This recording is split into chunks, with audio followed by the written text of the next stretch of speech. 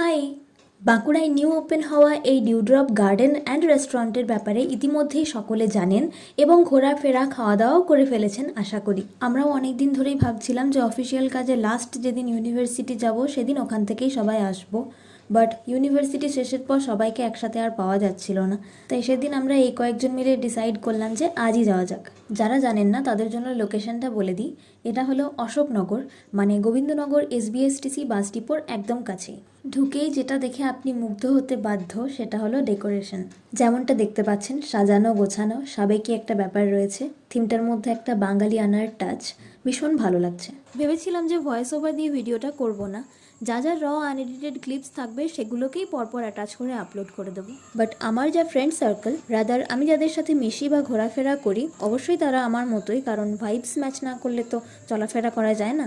কাজেই একসাথে থাকলে সেখানে বিন্দুমাত্র সিরিয়াসনেস থাকবেই না। হ্যাঁ, ইন্ডিভিজুয়ালি আমাদের সাথে কথা বলতে এলে এই ব্যাপারটা লক্ষ্য করা যাবে না, এতটাই গুরুগম্ভীর বা নিজেদের মতো করে থাকি আমরা।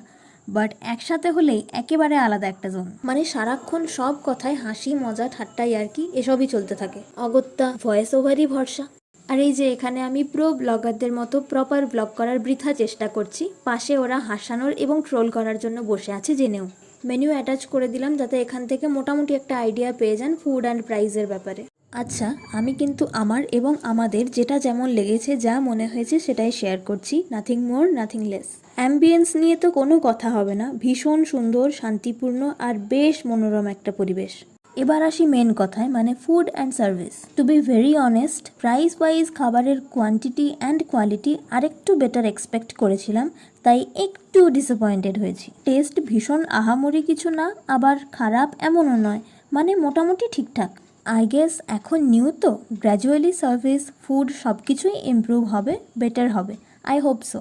নেক্সট টাইম যখন যাব ডেফিনেটলি রিভিউ শেয়ার করব।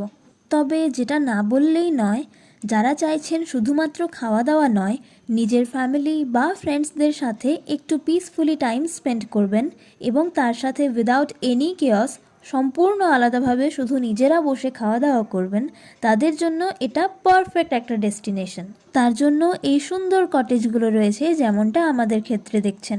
হাসি মজা, ফুডগুলোকে রেটিং দেওয়া, গল্প এসব করতে করতে আমাদের খাওয়া দাওয়া তো ডান। এখন চলে এসেছি এই বাইরের সুন্দর জায়গাটায় কিছুক্ষণ বসতে, আর অবভিয়াসলি ফটোশ্যুট তো আছেই।